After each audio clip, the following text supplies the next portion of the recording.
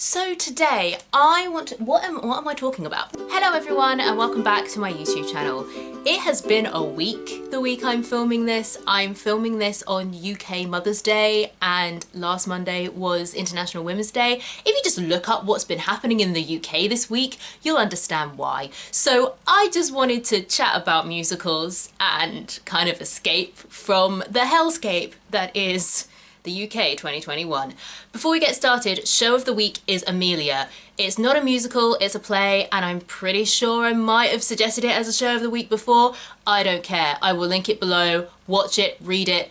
Just read that play. Read Amelia, please. Thank you. So today I want to talk about hyped classic musicals of the past. And by classic musicals, I mean the musicals from kind of my formative years and before. So anything that isn't a really contemporary musical. I actually got the idea for this video from a channel called Smoky Glow, which is run by this woman called Hannah. I love her channel. She's a makeup commentary channel, so nothing to do with theatre at all, but I just feel she has such good, insightful, well-informed opinions. I just love hearing her talk about stuff. She recently did a video called Are These Classic Makeup Products Actually Worth the Hype? And she got the idea for that video from a channel called Casey Thorpe, which I've never watched. And she did a similar video about classic designer bags and whether they're worth the hype. So credit where it's due, that's where I got the idea for this video, and I will link Hannah's video down below for you to check out because I really enjoyed it and I love her channel and I think you guys should check it out. She doesn't need my help, but you know, if you want to. However, my video is going to be slightly different to Hannah's and how I imagine Casey's video probably was as well. Obviously, with products like makeup and luxury bags, you're making a product for consumption. It's a purely kind of commercial venture. Whereas with a show, in my opinion, at some point down the line, you're gonna get creatives who are making this show and putting their hearts and soul into it because they love what they do and they love their craft. So in this video, I'm going to come at this from the perspective of why were these older musicals hyped when they were and what has that given us now with modern musical theatre, rather than why were these musicals hyped when by today's standards they're a bit naff. Just so you know, little tweak. So yeah, let's get into it because I want to talk about fun things.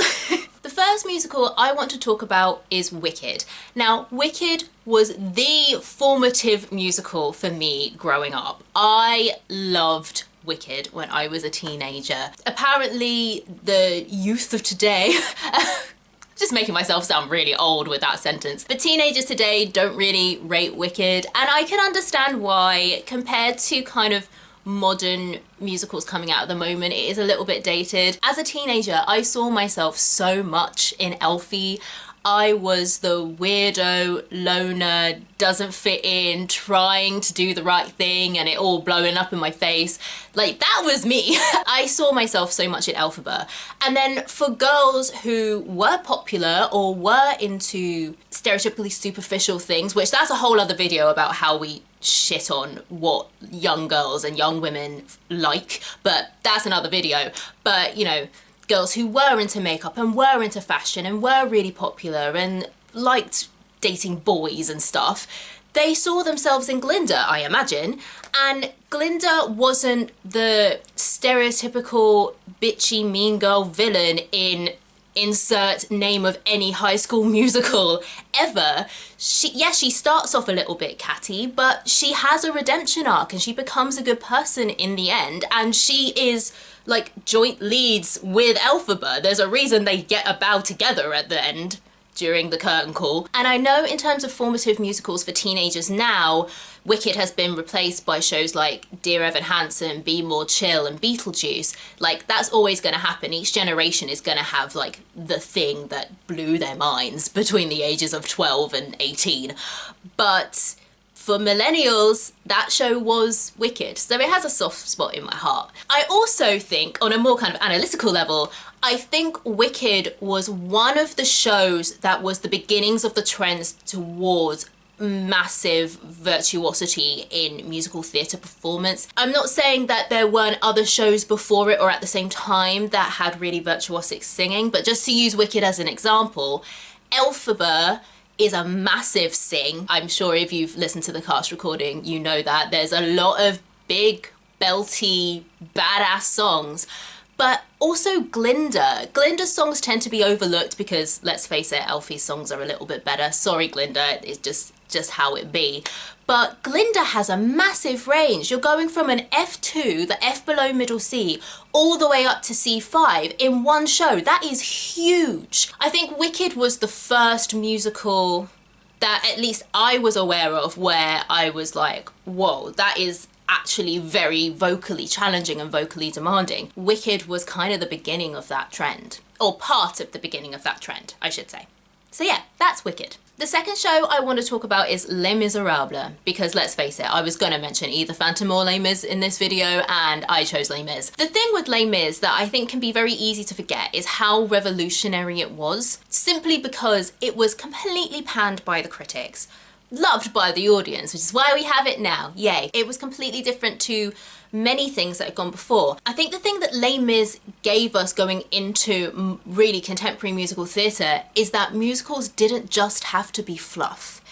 That musicals could be serious and still entertain. Les Mis didn't begin in a vacuum by any means, but the big thing about Les Mis was that, and a lot of the critics said this, it had no dance numbers and loads of people die. And I think there was still this idea when Les Mis came out that you needed to have levity. The only levity you really have in Les Mis is the Thénardiers, and it's not like you're rooting for the Thénardiers. The Thénardiers are shitty people. It's not simple and clean and clear cut. It's like, oh wow, master of the house, these people are really feckin' terrible and they're, you know, abusing a small child. And I find it really interesting because I wonder if it was like, because you have serious plays. So I always wonder if at the time they thought that serious plays were an intellectual experience rather than an entertaining experience, or if they just thought the audiences for plays and musicals were so different that a musical theatre audience just would not be entertained by something that was serious and more cathartic. Also, I sometimes wonder if they just didn't understand how you could blend music and, you know, high melodrama, to which I say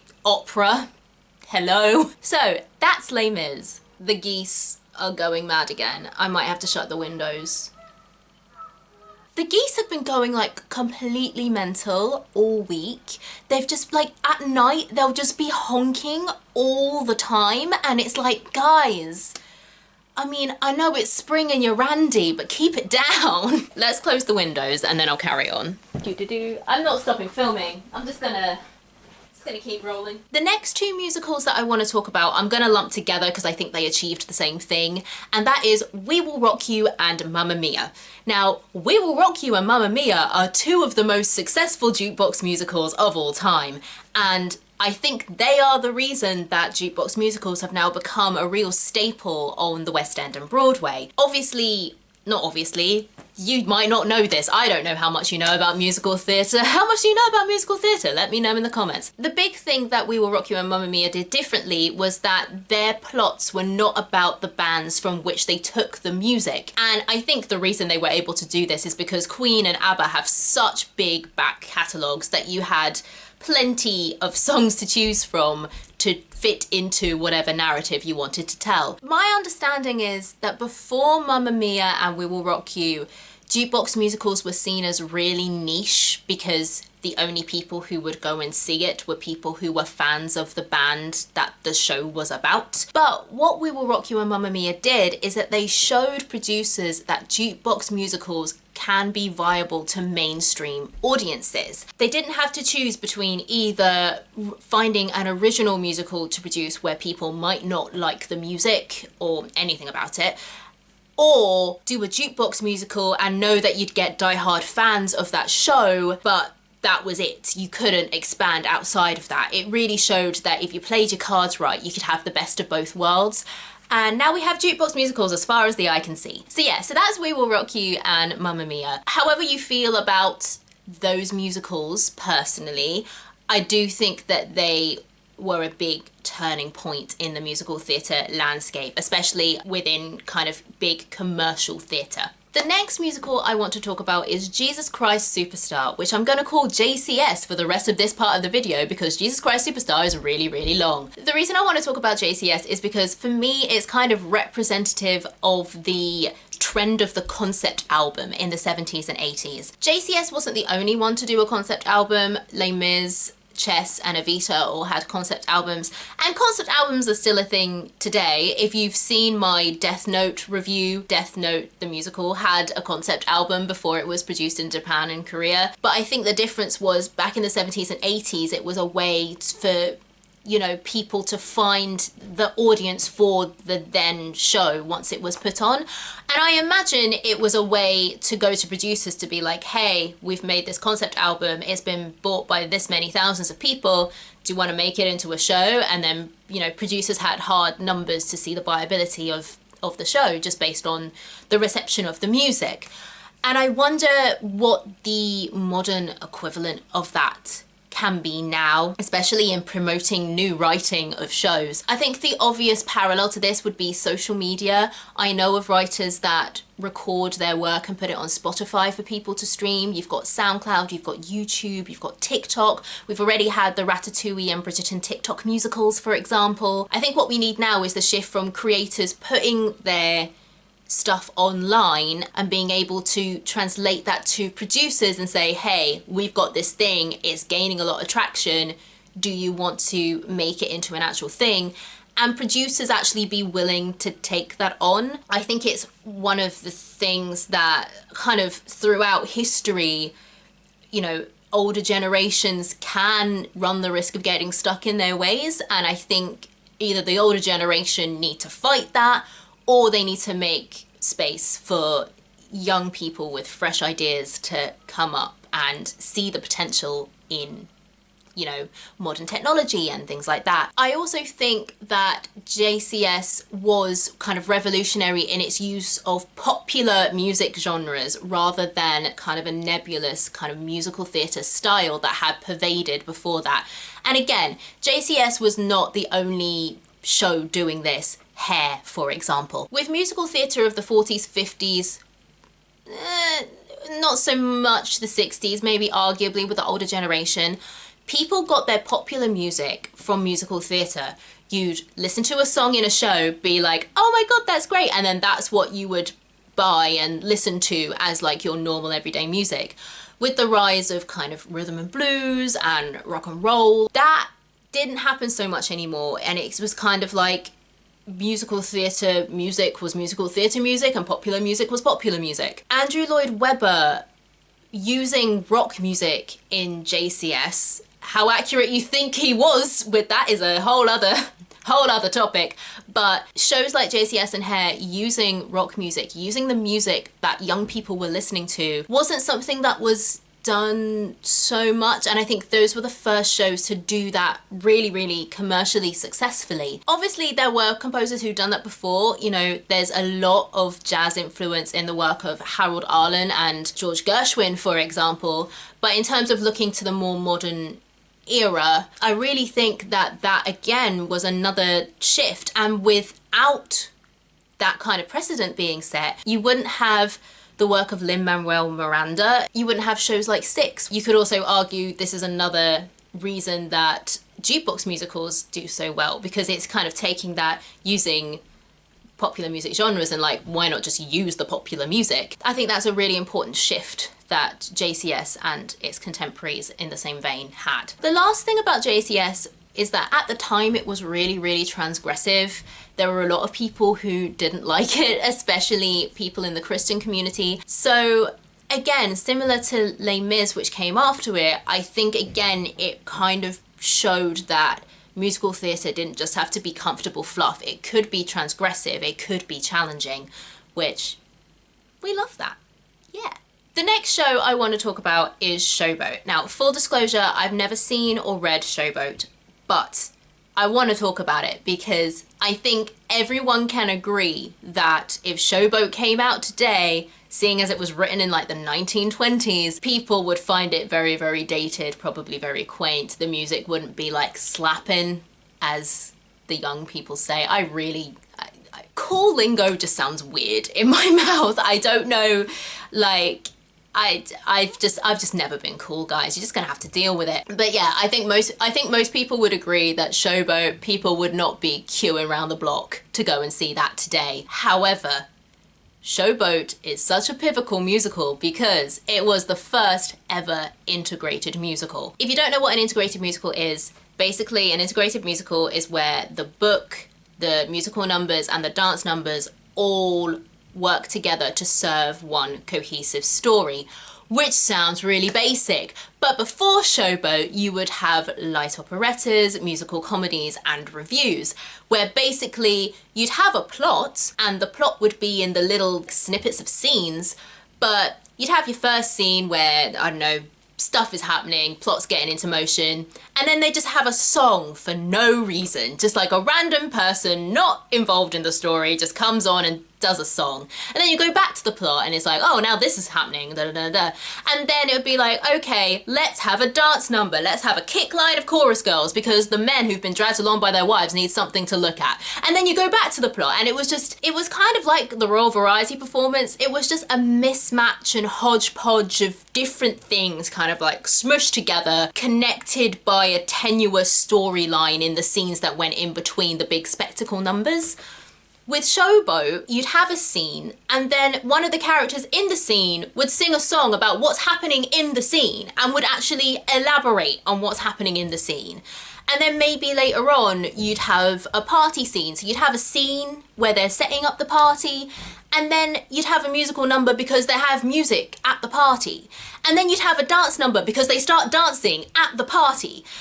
And that sounds so obvious, but it had never been done before. Now, would Showboat be hyped if it came out? Of course not. But without Showboat, you wouldn't have any of the musicals I'm mentioning in this video, any of the musicals that I've mentioned in previous videos, any of the musicals that I've mentioned as the show of the week. You just wouldn't have musical theatre as we know it. It would just be random reviews and variety shows with no plot and storyline connecting everything. It would just be like, now we're doing this, okay, cool, now we've got a dance, great, fine, oh, the guy got the girl in the end, fantastic, brilliant. So yeah, so that's Showboat. This was a short one, but Showboat is so important, guys. It set a precedent that we're living with to this day. The next show is South Pacific. Now, I knew that I wanted to mention a Rodgers and Hammerstein, and so I was like, what was the most hyped Rodgers and Hammerstein show when it came out? What was the one that got the mostest? It's been a long week. And I honestly thought that I'd be talking about The Sound of Music. I was like, Sound of Music, the one where they defeat the Nazis, of course that's gonna be the most hyped Rodgers and Hammerstein. I didn't know about South Pacific until I trained. Like, South Pacific was just not on my radar. I did not know it existed. So when I researched all of the Rodgers and Hammerstein musicals and found out that South Pacific got nominated for 10 Tonys and won all 10, I was like, oh, okay, guess we're talking about South Pacific. And South Pacific actually was another turning point in musical theatre history. From my research, I think South Pacific did two things. Firstly, again, it was part of that trajectory of saying that musicals can talk about serious things and not just fluff. If you know South Pacific, you'll know that one of the massive themes is race in that show, which, you know, in the 1940s, pretty sure you still had Jim Crow, you still had segregation, not the easiest topic in America. And the second thing South Pacific did was it set a precedent in the form and the casting. So South Pacific was billed when it opened on Broadway as a musical play, and that permeates a lot of the reviews of the show. One of the reviews stated that it has no chorus in the conventional sense. Everyone in it plays a part.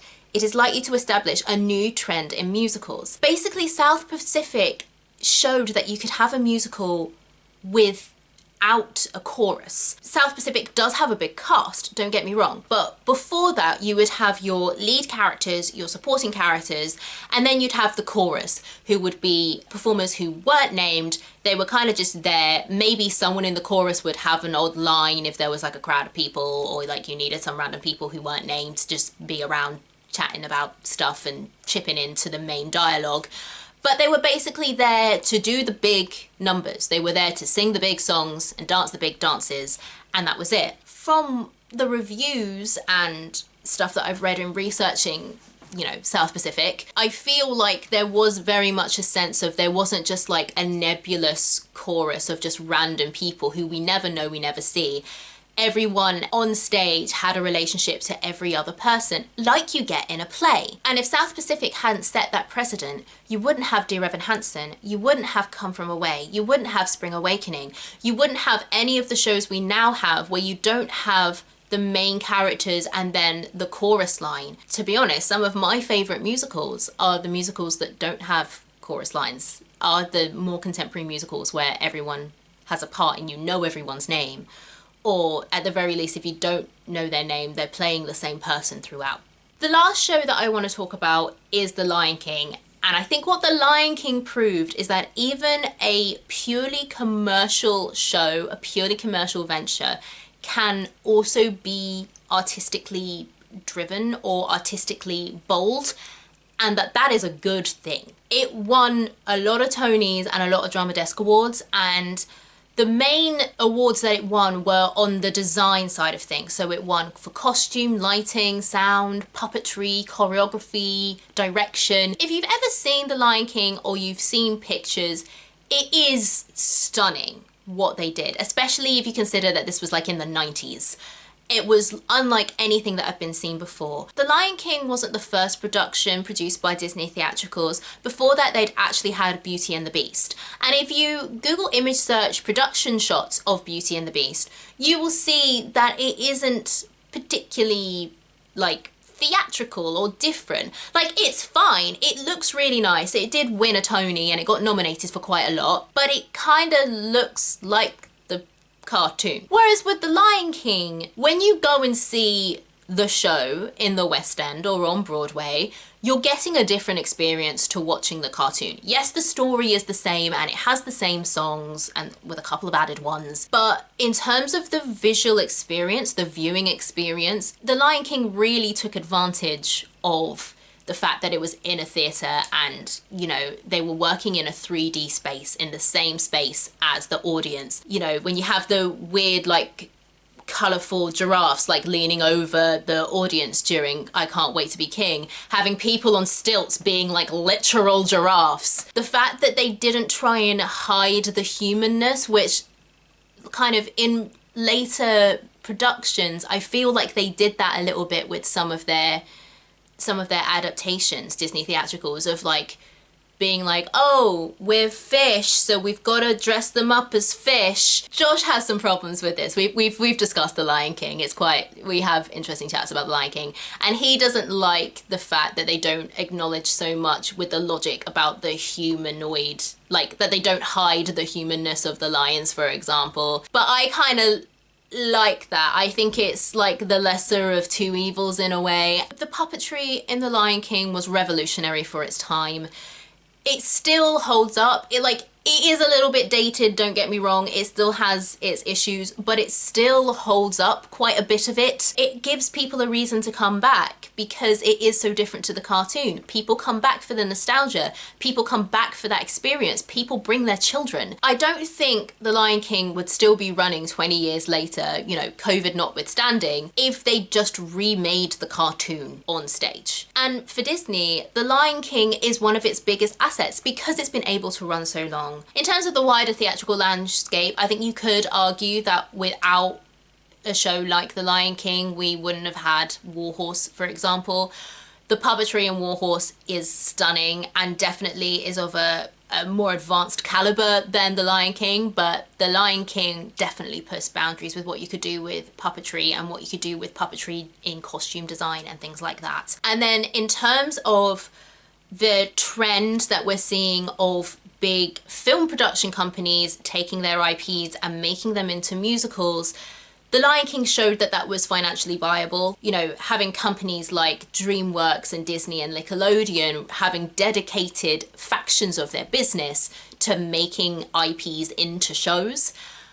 But I also think it's the reason why, on the whole, those shows are not just kind of half-assed last minute things, you know. And I think if Lion King didn't have the success it did, I don't think big companies would care enough to do that. However you feel about, you know, big film companies just kind of like taking up a lot of the space on the West End and Broadway. I personally don't think that's the greatest for like helping individual artists and, you know, creatives come out and do the work that they can do. I do think it's better for those companies to muscle in and actually make stuff that's good than muscle in and make stuff that's half-assed, personally. So that's The Lion King. So those are my thoughts on some of the classic musicals from my formative years and previously, and what I think they've given the current musical theatre landscape. What classic musicals do you think have had a massive effect on musical theatre? Let me know in the comments. I'd love to hear your thoughts. And yeah, that's it for this week. I hope you enjoyed this video. If you did, please consider liking and subscribing. Would love to have you on the channel. Stay tuned for more theatre content from a UK perspective, and I will see you all in my next video. Bye friends!